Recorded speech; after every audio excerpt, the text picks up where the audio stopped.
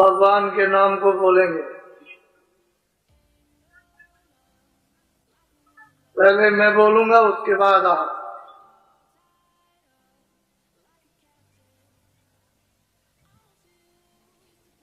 जय गुरुदेव।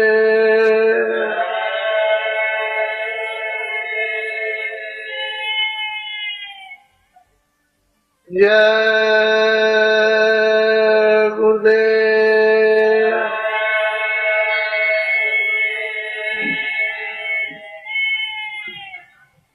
जय गुरुदेव।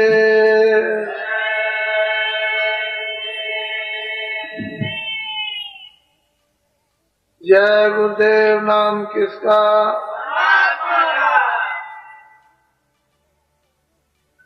जय गुरुदेव नाम किसका?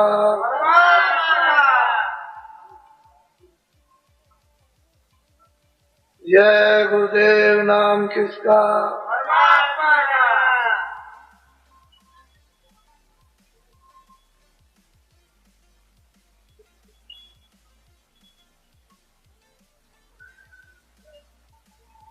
नरनारियों,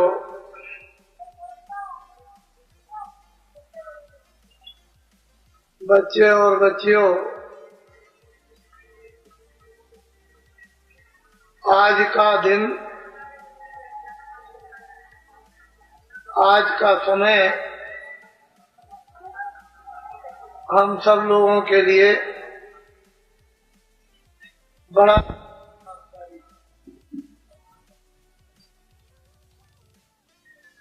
हम सब लोगों के लिए ये खुशकिस्मत ये दिन है। परमपिता परमात्मा ने आपको एक महान निधि दे दी और उन्होंने आप पर सबसे महान कृपा कर दी। इससे बड़ी कृपा और कोई भी नहीं होगी। परमपिता परमात्मा ने ये अनमोल आपको ये मनुष्य, ये शरीर, बेशकीमती ये जिस्म थोड़े दिन के लिए आपको दिया।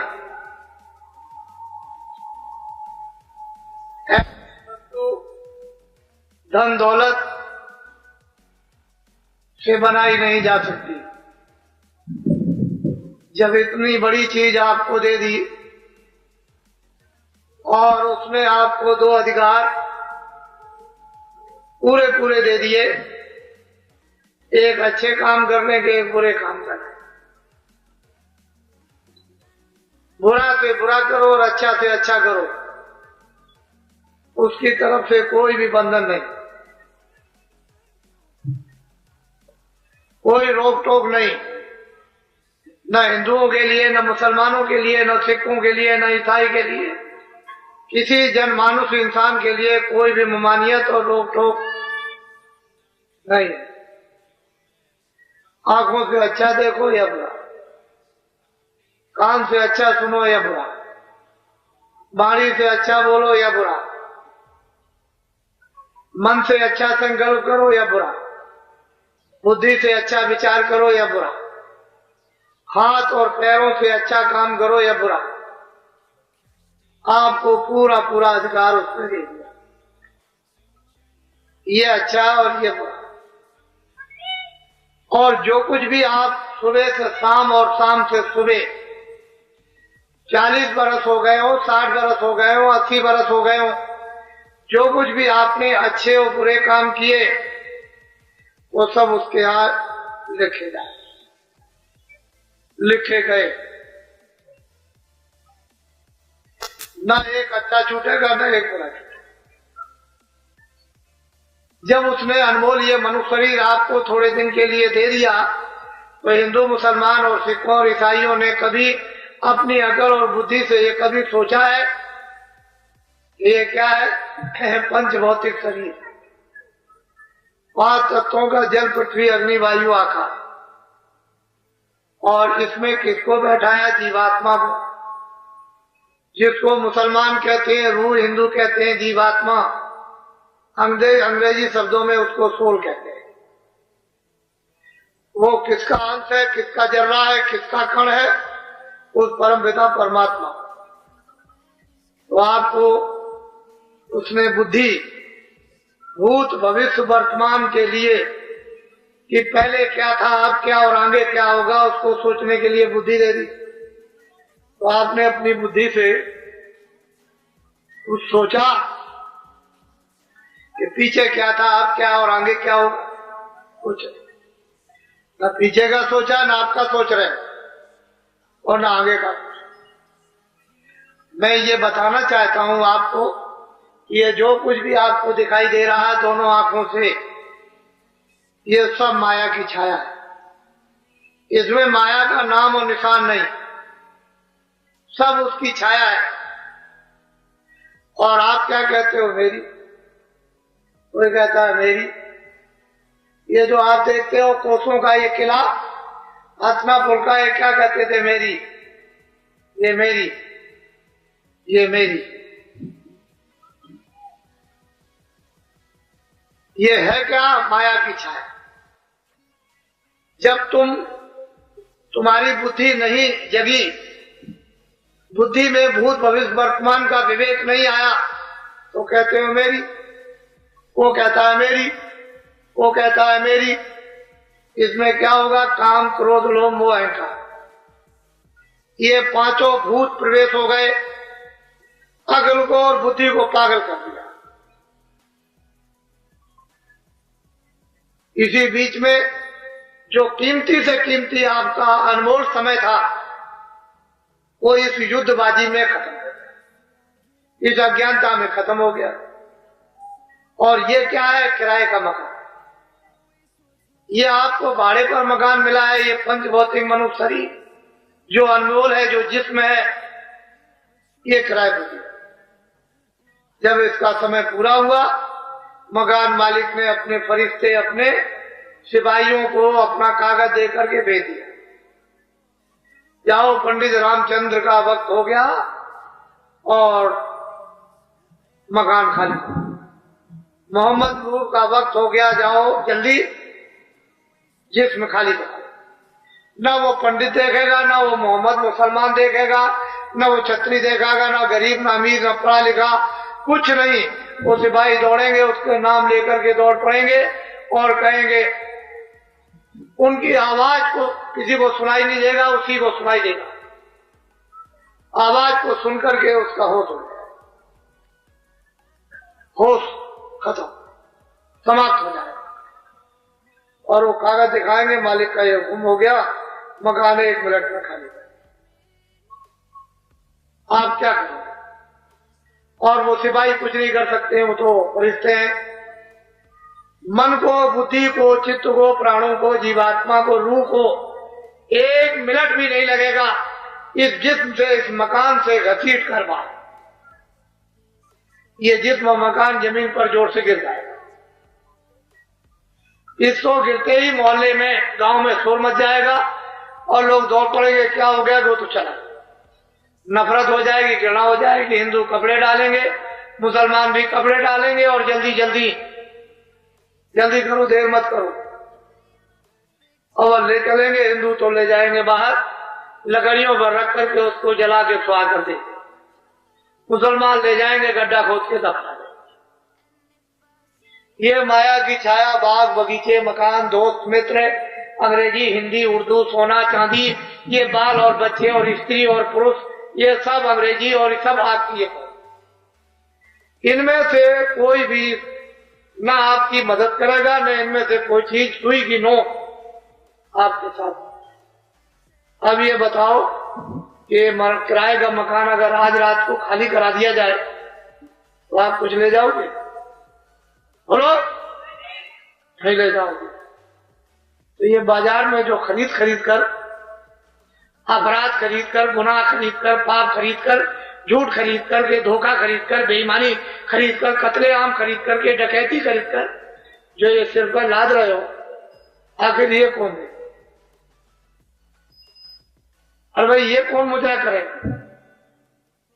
इसको अदा कौन करेगा?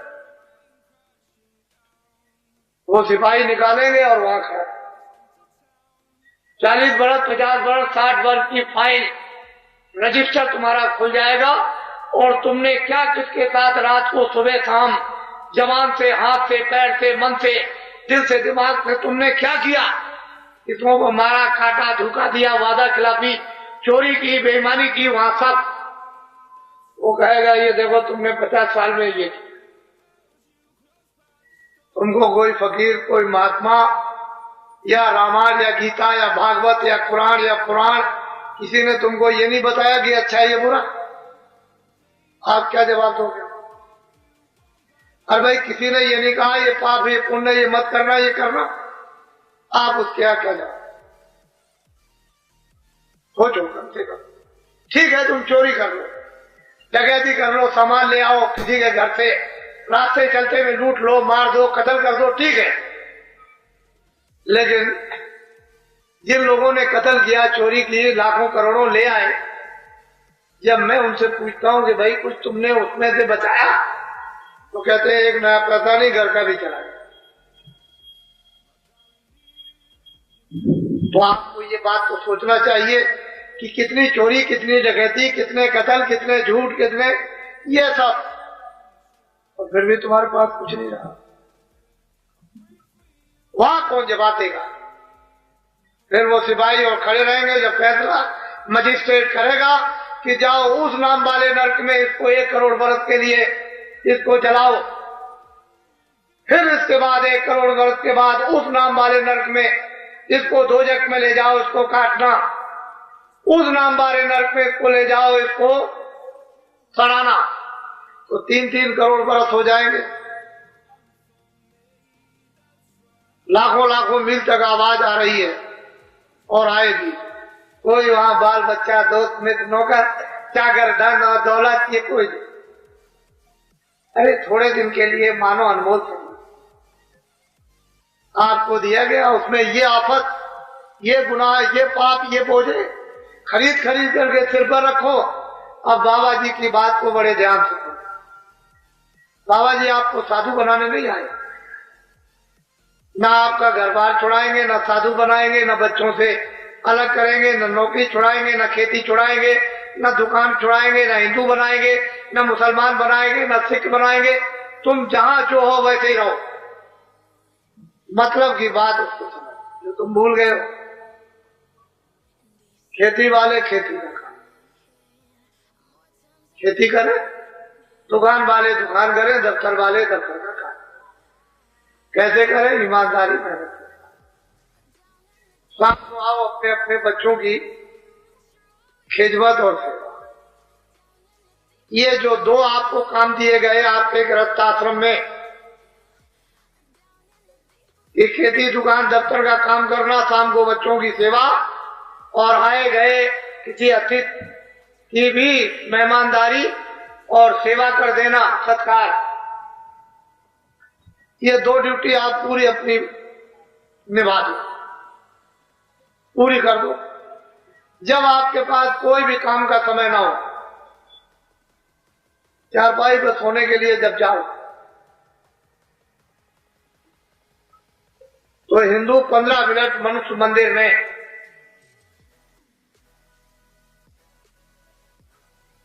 भगवान का भजन आत्मा से कर।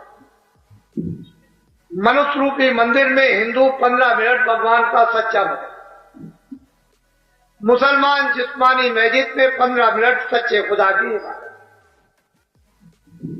ईसाई इस बाडी में उस घाट की सच्ची 15 मिनट का, और सिख स्तन में सच्चे नाम की या गुरु ग्रंथ साहब की सच्ची यानी सच्चा पाठ या सच्ची नाम की पढ़ाई।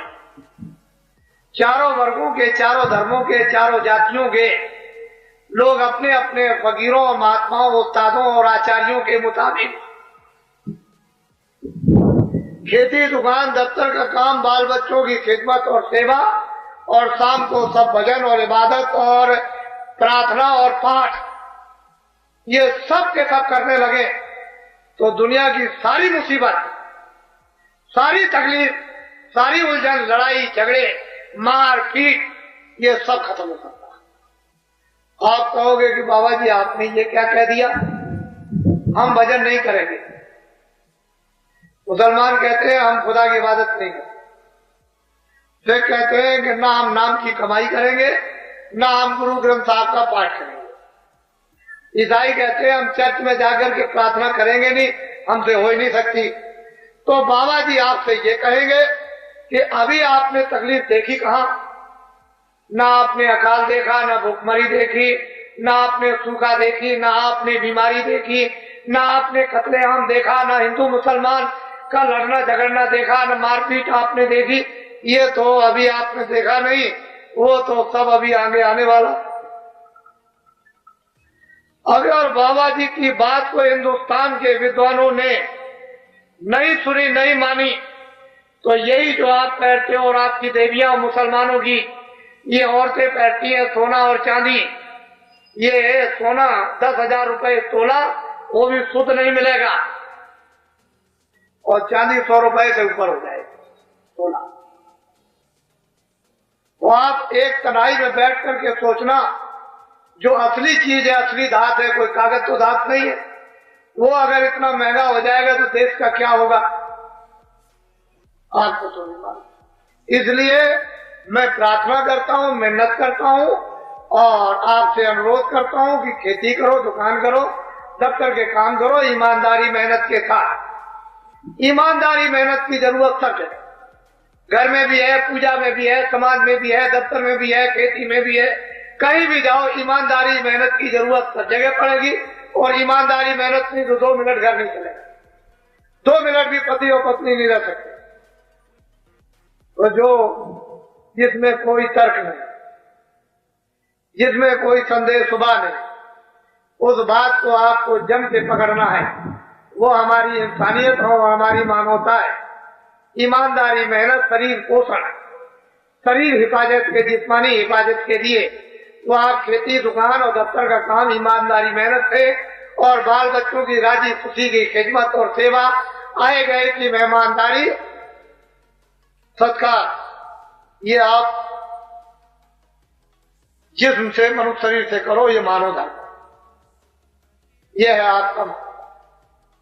इससे आप सत्य बोलोगे, इससे दया रहेगी, इससे प्रेम रहेगी, इससे आदर रहेगा, इससे सत्कार रहेगा, और इसी चीजों से चरित्र रहता है, बुद्धि में विवेक रहता है। काम, क्रोध, रोह, मोह, अहंकार को आप अपने वशीभूत कंट्रोल में इनको रख सकते हो, और ईमानदारी मेहनत चली गई, तुम खत्म, तुम्हारी समाज खत्म, तुम्हारा धर्म खत्म, तुम्हारी जाति खत्म, इंसानियत खत्म, मानवता खत्म, सारा राज खत्म, सब खत्म। इसको आप ध्यान में रखें। तो हम 2 चीज देना चाहते हैं। जितने हमारे छात्र आए अपनी चीज लेकर जाएंगे, जितने भी हमारे भूमि ज्योतक इतिहासकार आए अपनी चीज लेकर जाएंगे, और जितने भी हमारे व्यापारी व्यापार करते हैं, दुकानदार, उद्योगपति, अपनी चीज लेकर के जाए। छोटे और बड़े जितने भी दफ्तरों में कर्मचारी और अधिकारी काम करते हैं, अपनी अपनी चीज लेकर के जाए। हम किसी की चीज अपने पास रखना नहीं चाहते, लेकिन पहले हमको असली चीज दे लेने दीजिए, क्योंकि मुझे ये समय मिलेगा नहीं। जब मुझे समय नहीं और मुझे अभी मिल गया, तो ये आप अपना सौभाग्य समझो। मैं ये जानता हूं कि आपको लेना नहीं आता, और दे दिया जाए तो रखना भी नहीं आता, ये मुझको मालूम है, ये हम सब जानते हैं। लेकिन मेरे पास समय नहीं है, और उसकी मेहरबानी, उसकी कृपा, उसका आदेश, उसका हुक्म हो रहा है कि तुम हीरा बांट दो, अनमोल संपत्ति बांट दो, आत्माओं का धन, रूहों का खजाना बांट दो। तो मैं उसके हुक्म की, मुझे तो तामील करनी है, अधूरी तो करनी, आदेश का पालन कर। मेरे पास समय नहीं, देश इतना बड़ा है, गांव इतने हैं, पूर्व पश्चिम है, इसलिए मुझे पहले अनमोल वस्तु दे लेने दीजिए, क्योंकि ये अवसर कभी मिलेगा नहीं। आधी घड़ी, एक घड़ी, आधी घड़ी, आधी में पुनः, जरा सा भी अरे बूंद बूंद भर के तुम एक एक पैसा जोड़ते हो, लखपति और करोड़पति हो जाते हो। ये तो तुम्हारी आत्माओं का बिखरा हुआ धन, अगर कहीं उसको कण कण अगर जोड़ के जमा कर लो तो बूंद बूंद लोटा भर जाएगा, गड़ा भर जाएगा, तालाब भर जाएगा, समुद्र भर जाएगा। अरे मानव शरीर तो इसीलिए मिला था कि अब की बार अनंतों जन्मों के बाद कितने सज्जुग, कितने त्रेता, कितने द्वापर, कितने कलयुग बीत गए, ये मनुष्य शरीर से हाथ धो बैठे। अब की उसकी कृपा और मेहरबानी हो गई तो इस जीवात्मा को जहां से आई वहां पहुंचा दिया जाए। तो आपने तो इसके लिए कुछ सोचा और इसमें लगे पड़े हो जो तुम्हारी नहीं है। ये भी तुम्हारा नहीं और ये भी तुम्हारी नहीं, लेकिन इसके लिए कहा कि इसकी हिफाजत करना, इसकी मलहम पट्टी करना, देख रेख करना, इसमें जो जीवात्मा बैठी है इसकी रक्षा करके उसको जगा लेना और जहां से आई पहुंचा देना। तो आप वो भी काम नहीं किया और इसका भी, इसको भी तोड़ फोड़ दिया। जब उसने इसको दिया था तो शुद्ध, साफ, पाक, निर्मल, न मन गंदा, न बुद्धि गंदी, न चित्त गंदा, न इंद्रियां गंदी, न दिल न गंदा, न दिमाग गंदा, न आत्मा गंदी, न रूह गंदी, पाक साफ। जब वो आप अधिकार दे दिया तो आपने गंदा कर दिया। अब जब मांगेगा तो पूछेगा हमने तो तुमको साफ दिया था, तो ये गंदा क्यों तुमने किया? यही तो तुम्हारे ऊपर जिम्मेदारी, क्योंकि उसने अपने हाथ में कुछ नहीं रखा। तो अमोलक वस्तु आपके पास समय कहाँ, आप सुबह से शाम तक ये बेचारे जो आए हुए हैं भूम जो तक अपने अपने दर्द को, अपने अपने कैंसर को, अपनी अपनी बीमारी को, अपनी अपनी तबीयत को सख्त पर पटको, ताकि हम ये समझ जाएं कि तुमको ये तपेदिक हो गई, तुमको ये कैंसर हो गया, तुमको ये फोड़ा हो गया, तुमने इतना मवाद है। इसको जब पटकोगे इस मंच के ऊपर में तो हमने दवा बना ली, फट दवा निकालेंगे और तुमको दे देंगे, लो ये खा। हमने ये सब दवा बना करके रख ली। अब अगर हम ऐसे जबरदस्ती खिला दें बिना बताए तो आप मुंह बंद करने लगोगे, आप में भाव नहीं रहे, क्योंकि तुम ये सोचोगे कि बाबा जी दवा खिला रहे तो कोई जहर तो नहीं दे रहा है। लेकिन जब तुम में भाव बन जाएगा कि अरे भाई हमें तो कैंसर हो गया, फोड़ा हो गया और ये बीमारी हो गई, ये हो गया वो, और ये तुम अब ठीक हो जाओगे तो मुंह खोल दोगे, मुझे डालने में सहूलियत और तुमको अंदर ले जाने में सहूलियत, दोनों तरफ से आसानी हो जाएगी। तो तुम पटको, अपनी अपनी तकलीफों को, दर्दों को बाहर निकाल दो, रखने की अब जरूरत नहीं। क्यों कि तुम बाहर फेंकने वाले बन जाओ और दूसरा रहने वाला बन जाए, इतनी तो बात है। तो अनमोल चीज पहले आप ले लीजिए, यह अवसर नहीं मिलेगा। इतनी मैं आपसे प्रार्थना और अपील करूंगा कि आप लोग सबके सब शाकाहारी हो जाओ। जितने अनाज दिन में 100 बार खाओ, जितनी सब्जियां दिन में 100 बार खाओ, सूखे और गीले फल दिन में 100 बार खाओ, और हजम कर सकते हो तो दिन में 100 गिलास दूध के पियो, और भी हजम कर सकते हो तो 1 किलो घी तुम खाओ। तुमको अगर मना करे तब तुम कहो कि बाबा जी ये आपने क्या किया, ये क्यों मना कर दिया। लेकिन शाकाहारी जीवन में, और एक प्रार्थना और मिन्नत ये है, इसको अपील समझो, प्रार्थना समझो, मिन्नत समझो, आरजू समझो। एक हमारी आपसे ये प्रार्थना है कि आप लोग शराब पीना छोड़ो। जो कोई भी शराब पिएगा, हिंदू हो, मुसलमान हो, सिख हो, ईसाई हो, छोटा हो, बड़ा हो, अमीर हो, गरीब हो, कोई हो, जो कोई भी शराब पिएगा उसके घर बच्चे बर्बाद, उसका घर बर्बाद, उसकी स्त्री बर्बाद, उसका घर बर्बाद। जो कोई भी शराब पिएगा वो बच्चों को मारेगा, स्त्री को मारेगा, माँ बाप को मारेगा, भाइयों को मारेगा, अड़ोस पड़ोस को, और गाली गलौज देगा। जो कोई भी शराब पिएगा झूठ बोलेगा, धोखा देगा, बेईमानी करेगा और वादा खिलाफी करेगा। जो कोई भी शराब पिएगा वो चोरी करेगा और डकैती करेगा और कत्ल करेगा और कत्ल करेगा। आपके पड़ोस में कोई भी शराब पीता हो, अगर उसके बच्चे और स्त्री दुखी ना होते हो तो मुझे सुख में रहते हो तो मुझे बता दीजिए आप। से मेरी प्रार्थना है, इसको छोड़ दो। ये आपके न हित में है, न शरीर के हित में, न परिवार के हित में, न बच्चों के हित में है, न आत्मा के हित में, न लोक के हित में, न आपकी कीर्ति के हित में, न परलोक के हित में, किसी तरह का आपके हित में है ही नहीं। इसको आप छोड़ दो। ये मेरी अपील है। मैं कोई तो जुल्म जोड़ तो कर नहीं सकता, क्योंकि मुझे भी कहने का अधिकार है, ये बुरा ये अच्छा। आपको अधिकार है उसको मानना न मानो, तो मैं इतनी अपील तो कर ही सकता हूँ, प्रार्थना तो कर ही सकता हूँ। दिन में आप खेती करो, दुकान करो, दफ्तर का काम करो, बच्चों की सेवा करो, और शाम को भगवान का जिस तरह से बता दिया जाए 5 मिनट, 10 मिनट, 15 मिनट बैठकर सुबह शाम को लेटकर खेत में, खलिहान में, जहां कहीं भी समय आपको मिल जाए वो भगवान का भजन। अगर तकलीफ में चली जाए तो मुझसे कहना।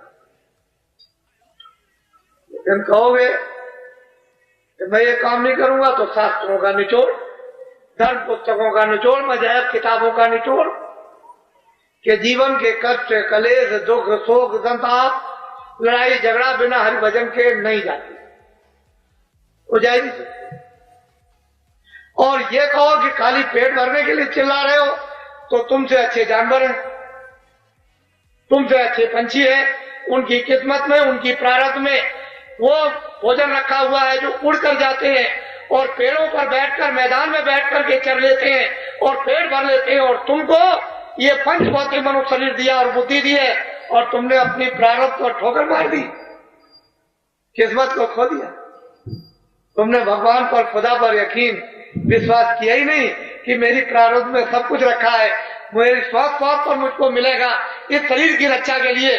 तो उसको तो आपने प्रारब्ध को गड्ढे में डाल दिया। नया काम कोई करते नहीं हो, प्रारब्ध तो ठोकर लगा रहे हो, गड्ढे में डाल दिया। अब रोते और चिल्लाते हो, तो तुम ये समझो कि भगवान ने हमको जो प्रारब्ध दी है वो देगा, शरीर की रक्षा के लिए खाना भी देगा, पानी भी देगा, कपड़े भी देगा, सब कुछ देगा। अब आप कोई नया काम अच्छा करो, जो किया है तुमने बुरा उसको रखो। थोड़ा समय बचा है, ये भी हाथ से जाने वाला, और ये लौट कर फिर आपको मिलेगा नहीं। मनुष्य शरीर मिलेंगे जो इस गांव से चले गए, वो कभी भी इस गांव में आए नहीं कि मैं आ गया। तुम रोज देखते हो कि बच्चा जब घर में पैदा होता है तो आज तक राजा के यहाँ, धनी मानी के यहाँ और किसी भी काश्तकार के यहाँ बच्चा हंसता हुआ तो कभी पैदा हुआ नहीं। जितने भी बच्चे पैदा होते हैं सब रोते हैं। क्या तुमने अपनी बुद्धि से सोचा है कुछ लेके आया? कुछ जाति लेकर आया, कुछ भाषा लेकर आया, कुछ पहचान लेकर आया, कुछ सुनना लेकर आया, कुछ समझना था। रो रहा, चिल्ला रहा, काहे में चिल्लाता है? दर्द, पीड़ा में चिल्ला। तुम बड़े नादान और पागल निकल गए कि संसार को समझने की, जड़ चीजों के समझने की तुमको बुद्धि दे दी और फिर चिल्लाने लगे मेरी। वो ऐसा मतलब नादान है कि जाते वक्त में एक मारेगा पीछे से ठोकर, तुम गिर पड़ो। पहचान भी रखवा लेगा, सुनना भी रखवा लेगा, बोलना भी रखवा लेगा, समझना भी रखवा लेगा और नंगा कर देगा।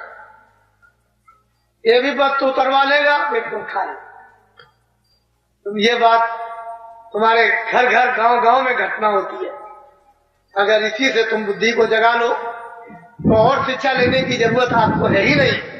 ये शिक्षा अगर गांव गांव में माँ बाप को भी मिलती रहती है, बुजुर्गों की, तो आज सब लोगों को बोध रहता। ये सब घटनाएं क्यों आपके सामने उपस्थित होगी? तो अनमोल चीज ले लीजिए, मैं ज्यादा समय नहीं लगाऊंगा, मुझे तो बहुत कुछ कहना है।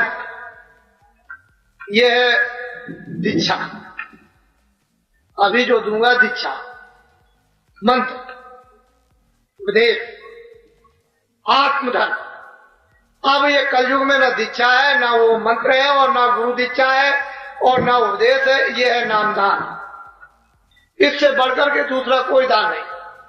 और ये हीरे और जवाहरातों को आप इस मिट्टी के कण कण को बना दीजिए और ऐसे बांटते फिरिए तो आपको ये चीज नहीं मिलेगी। ये हीरे और सोने चांदी से नहीं मिलती। जब उसकी कृपा और दया मेहरबानी हो जाएगी उन फकीरों पर, महान आत्माओं पर, और वो आदेश जब दे देंगे कि बरसात कर दो, तब आत्मधन की वर्षा होती है। इसके पहले तो आप इस अवसर को तो चूकिए नहीं, क्योंकि ये चीज मिलने वाली नहीं है। और जो मिल रही है उसको संभाल के रखिएगा, फेंक मत दीजिएगा। ये मैं जानता हूं कि महात्माओं का परिश्रम, मेहनत व्यर्थ नहीं जाती। उनकी मेहनत, जो बीज डाल देते हैं पड़ा रहेगा, जब वो ऋतु और मौसम आएगा तो बीज जल जाएगा। इसलिए महात्माओं की मेहनत परिश्रम कभी व्यर्थ है किसी भी युग में, सतयुग हो, त्रेता हो, द्वापर हो या कलयुग हो, उसमें जब बेकार नहीं जाएगा। पर आप उसका उपयोग क्यों न ले लो उपस्थिति में, मौजूदगी में। ये नहीं कि आपने कोई बड़ी चीज पाई और उसको रख दिया और फिर उसके बाद जब समय आया आपको चेतना आई तो कहे भाई हमारी तो चीज कहाँ है, तो ढूंढने लगे, वो तो अब गायब हो गए, फिर अफसोस करते रहे। और समय उतना ही है सीमित, दूसरा समय तो आपको मिलने वाला नहीं। तो इसलिए अमोलक वस्तु ले लीजिए, ये नामदान, ये सर्वोपरि नामदान, इससे बड़ा और कोई दान नहीं। सारे संसार की बात साथ आपको दे दी जाए तो कण के बराबर भी नहीं। ये नामदान है, सच्चा आत्माओं का दान। उसको आप प्राप्त कर लीजिए बड़ी श्रद्धा के साथ, प्यार से। जो मैं परमात्मा का नाम बोलूंगा सब लोग एक साथ एक आवाज में बोलना। जो भगवान का नाम मैं बोलता जाऊं आप बोलते जाना, जब मैं चुप हो जाऊंगा तो आप भी चुप हो जाना। लेकिन सबकी आवाज एक साथ निकलनी चाहिए, जिससे मैं ये समझूं कि आप नाम का शुद्ध उच्चारण कर रहे हो।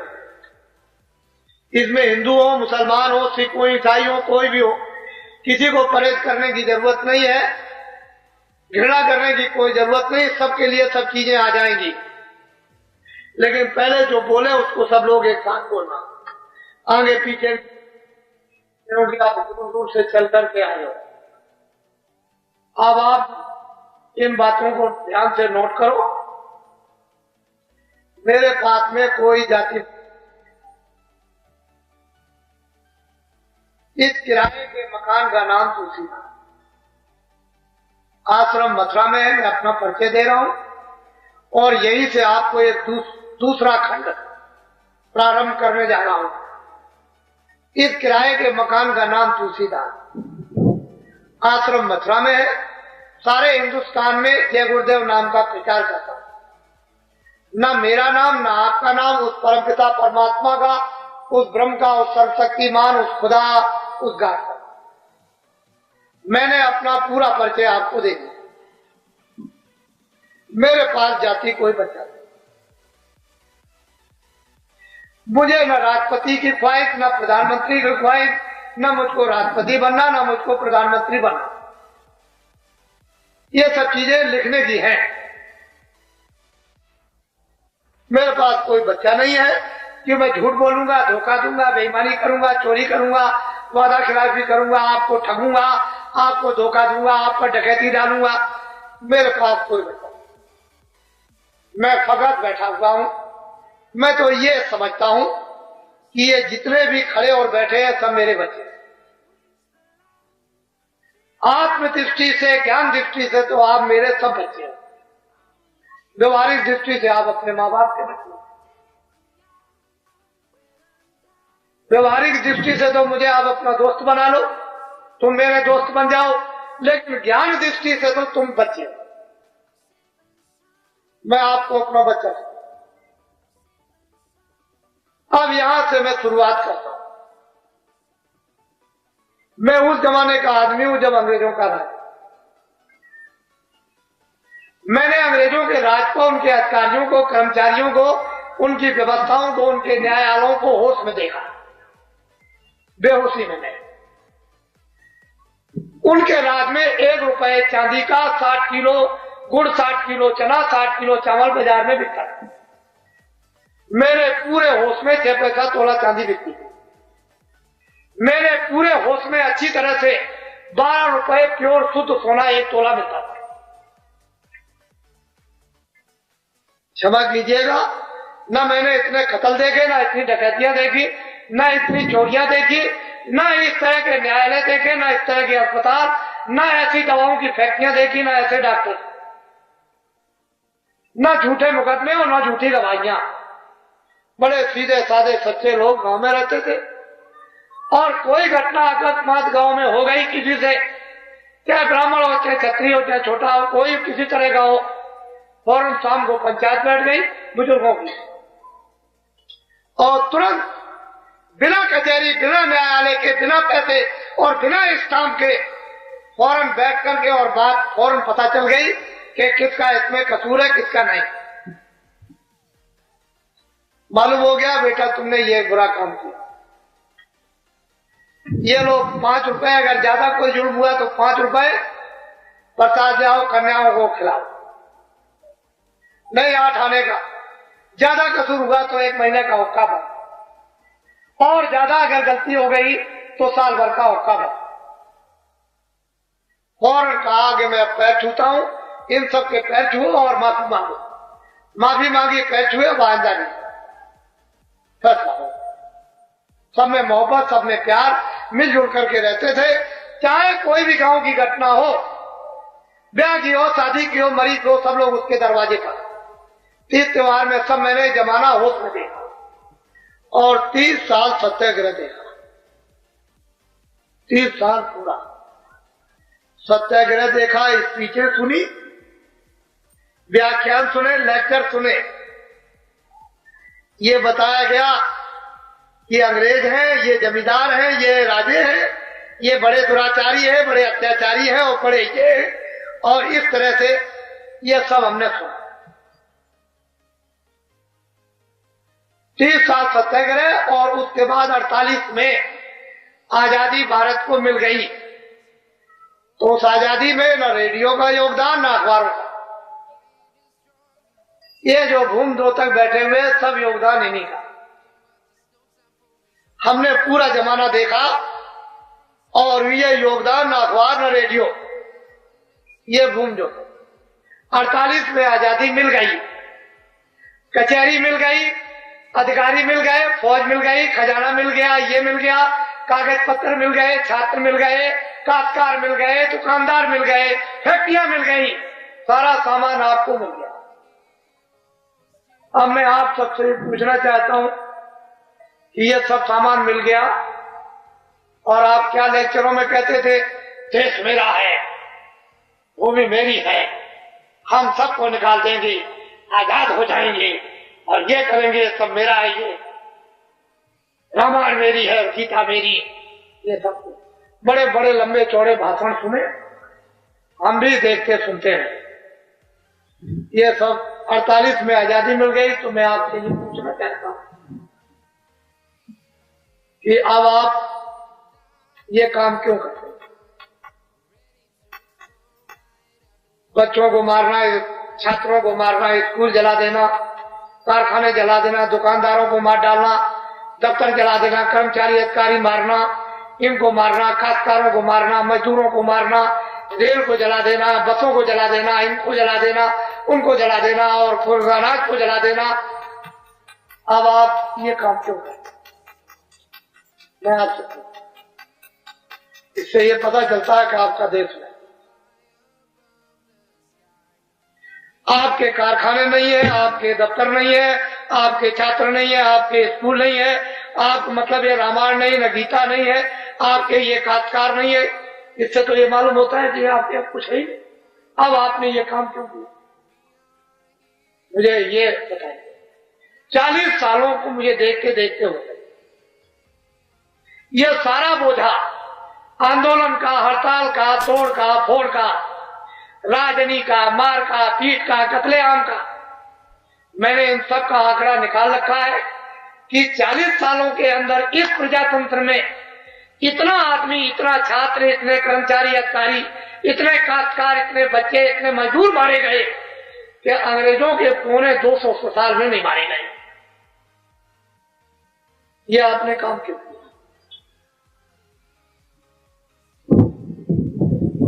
अब देश आपका हो गया, फौज आपकी हो गई, खजाना आपका हो गया, कारखाने आपके हो गए, खेती आपकी हो गई, ये सब चीजें आपकी, बच्चे आपके हो गए, स्कूल आपकी।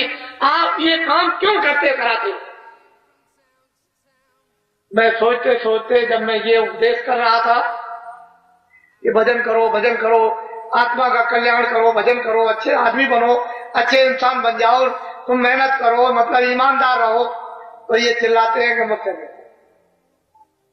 तो भजन क्यों नहीं कर सकते? गए झूठे मुकदमे बीच चल रहे, हमारा घर लूट गया, हमारी खेती चली गई, हमारे बच्चे मार दिए गए, हमारा कारखाना जला दिया, हमारे दफ्तर को तोड़ दिया, हमारी स्त्री मारी गई, बच्चा मारा गया, हमारा पति मार दिया गया, हमसे भजन नहीं होगा। अब ये सब चिल्लाते चिल्लाते चिल्लाते मैंने सोचा कि शायद उत्तरी प्रदेश में घटना होती हो, तो बाबा जी ने सर्वे को करने के लिए 4 फरवरी सन 86 को एक काफले की घोषणा की कि एक काफला निकलेगा सर्वे करने के लिए, वो 12 प्रांतों में जाएगा। उसकी घोषणा हुई 12 प्रांत और 90 दिन चलेगा। 90 उसके पड़ाव पड़ेंगे, 90 दिन होंगे, 10,000 किलोमीटर की यात्रा होगी। आप लोग जल्दी से तैयार हो जाओ। 4 फरवरी को ये मथुरा से चला 86 में, और ये मथुरा से चला पूरब में इधर गया, फिर बिहार गया, फिर बंगाल गया, फिर आसाम गया, कुछ हिस्सा मेघालय, कुछ हिस्सा नागालैंड, फिर भी ये आपके उड़ीसा गया, और फिर मध्य प्रदेश गया, महाराष्ट्र गया, और गुजरात गया, और राजस्थान गया, और हरियाणा। 4 मई को मथुरा में वापस आ गया, 90 दिन पूरे। मेरे साथ 675 आदमी थे। फिर मुझे एक आदेश हुआ कि अभी पूरा सर्वे नहीं हुआ है, एक दूसरा काफला और निकाल दो। तो दूसरे काफले की एक घोषणा हुई। फिर वो 26/12/87 को 26/12/86 को चलेगा, 26/12/86 को चलेगा, और वो उस काफले की तैयारी हुई और 26/12/86 को मथुरा से चला। उसका पड़ाव 27-28 को अयोध्या में सरजू जी के किनारे। इतना आदमी इकट्ठा हुआ सरजू जी के किनारे अयोध्या में कि दोनों मेले पीछे हो गए। इतना दोनों मेलों में आदमी इकट्ठा नहीं होता जितना कि 27 और 28 दिसंबर 86 को आदमी इकट्ठा हुआ, और वहीं से ये मेरे साथ में चला। तो ये 29 को बहराइच, फिर लखीमपुर, पीलीभीत, फिर बरेली, फिर उसके बाद मुरादाबाद, हापुड़, मुजफ्फरनगर, सहारनपुर, फिर ये सीधा हरियाणा में 7 पड़ाव करता हुआ गंगानगर के पार से रावतसर, सरदार शहर, सुजानगढ़ और सीकर और जयपुर और टोंक, उसके बाद बूंदी, बूंदी के बाद झालावाड़, और उसके बाद मध्य प्रदेश में आगर, देवास, देवास से चला धार, धार से फिर ये चला गुजरात में संतरामपुर, और वो गुजरात में होते हुए अहमदाबाद के बगल से, और बीच बड़ौदा शहर में मेरे साथ 50,000 आदमी से ऊपर थे। 50,000 आदमी से ऊपर थे मेरे साथ। 80 दिन का कार्यक्रम था, 8,000 किलोमीटर की यात्रा थी, और 80 पड़ाव थे। अब ये गया महाराष्ट्र में, फिर इधर गया गुजरात, महाराष्ट्र और कर्नाटक गया मेरे साथ 50,000 आदमी से ऊपर। कर्नाटक से फिर उसके बाद फिर आया मध्य प्रदेश में, फिर उसके बाद में चला गया उड़ीसा, और उड़ीसा के 7 जिले किए। उड़ीसा से बंगाल, बंगाल से बिहार, और बिहार से 15 मार्च को सन 87 में त्रिवेणी संगम इलाहाबाद में इसका समापन। निर्विघ्न, कोई रास्ते में विघ्न, किसी प्रांत में विघ्न नहीं, और सड़कों पर मैं लाखों आदमी लेकर के चल सकता था, लेकिन मैंने ये सोचा कि व्यवस्था में बाधा पड़ जाए। हमारे कर्मचारी, चलने वाले, यातायात के हमारे काटकार और जितने भी और लोग हैं, वो व्यवस्थित ढंग से नहीं रह सकेंगे, अव्यवस्था हो जाएगी। तो इतना ही, किसी काश्तकार में, सेठ साहूकार में, कर्मचारी, अधिकारी, किसी भी 14 प्रांत में कोई किसी तरह की बाधा नहीं। मैं ये दिखाना चाहता था कि अनुशासन नाम क्या, और ये 14 प्रांत में घूम करके ये सीधा उस विशालता के साथ संपन्न हुआ कि कुंभ में इतना आदमी नहीं आएगा।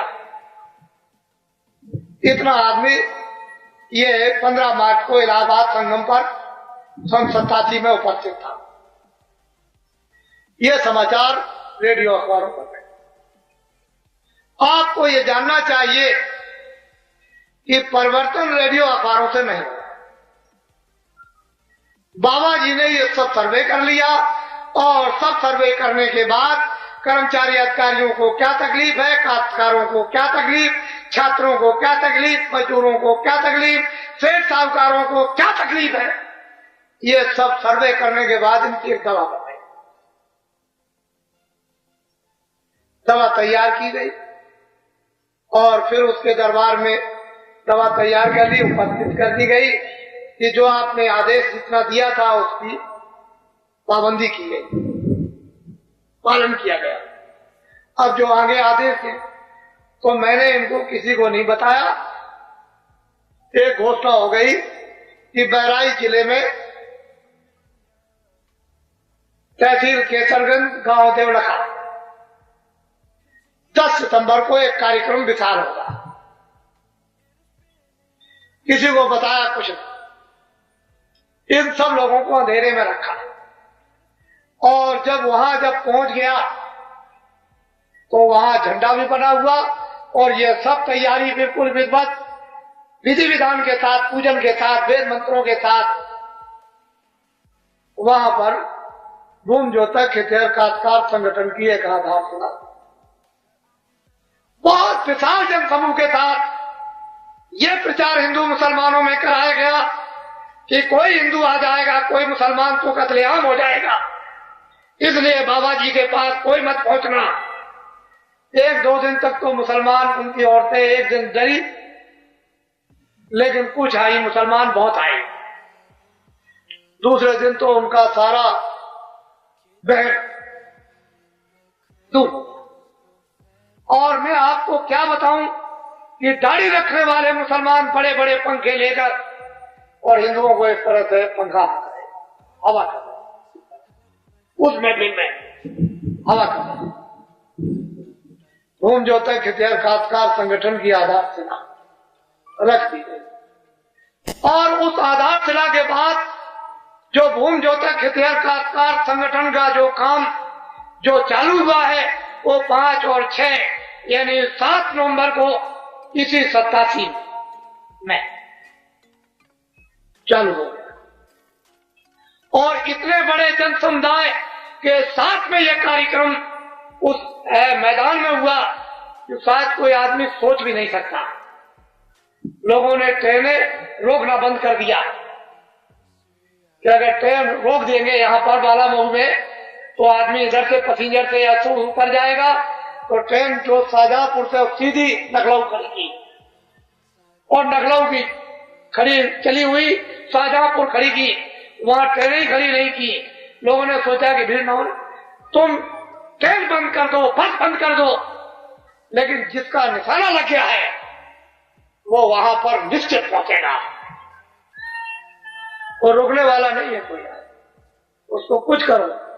ये भूम ज्योतक हितैषी काश्तकार संगठन, मैं इनके बारे में 2 वर्षों से चिल्ला रहा था कि मैंने इनकी बीमारी को पकड़ लिया, इनके दर्द को समझ लिया है और वो इतना दर्द है कि 2 अरब की आबादी आज भारत की है।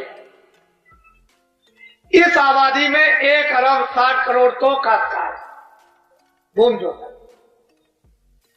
सारा दारो मदार इन्हीं के ऊपर है। चाहे टैक्स बढ़ जाए, चाहे महंगाई हो जाए, चाहे अकाल पड़ जाए, चाहे सूखा पड़ जाए, चाहे ये हो जाए, चाहे वो हो जाए, चाहे वो इनकी संपत्ति को हड़प कर ले, लूट ले, विदेशों में ले जाए, कुछ भी करे, लेकिन सारा का सारा दारो मदार और सारी मेहनत करके देनदार ये भूम ज्योतक हितैषी काश्तकार 1 अरब 60 करोड़ इनको देना है। चाहे जितने आंदोलन करो, चाहे जितनी हड़ताल करो, जितनी तोड़फोड़ करो, चाहे कारखाने जला दो, चाहे सड़कें तोड़ दो, चाहे पुलों को तोड़ दो, सारा नुकसान इन भूम ज्योतकों को देना पड़ेगा। 1 नया पैसा कोई भी नहीं देगा। जब बाबा जी ने यह सब कुछ जान लिया सबको समझ लिया तो अब आप क्यों चिल्ला रहे हो? अभी तो मैंने सिर्फ जरा सा पीछे वाले कपड़े को पकड़ा है, इतने ही में आप घबराने लगे। भूम जोतक खेतिहर काश्तकारों का अभी कपड़ा पकड़ा और जरा सा पीछे से ऐसा झटका लगाया कि जरा मेरी तरफ देखो, तो इतने ही में तुम चिल्लाने लगे। इतने ही में स्वार्थी लोग क्योंकि आवाज आने लगी, इसलिए हमने इस झंडे के नीचे, आपको तो पता नहीं कि क्या होने वाला और क्या होगा। चलो जंगलवासियों, आप हमारी तरफ ध्यान रखें। ये सारी की सारी जिम्मेदारी का भार इन हुकूमत करने वालों ने इन भूम जोतक खेतिहर काश्तकारों पर सारा डाल दिया और ये विधीन हो गए, परेशान हो गए, तकलीफ में हो गए। बाबा जी ने इनके लिए दवा तैयार की है। हम दवा बना रहे थे, किसने कोई दवा बनाई होगी, हसनापुर में कौरवों पांडवों को समझाया होगा, को दवा बनाई होगी। राम ने जब जंगलों की तरफ दक्षिण में गए तो कुछ है बंदरों से कुछ उनको बताया, कुछ समझाया बुझाया होगा। तो आपने तो ये कुछ ना राम का इतिहास और बायों के इतिहास को ना भूले। आपने देखा बाबा जी तैयार मुझे तो दवा कराने का उपयोग करा देना है। मुझे तो सही होना में बड़े ध्यान से सुने आप। देशवासियों, छोटे भाई, हिंदुओं मुसलमानों की कोई ईसाई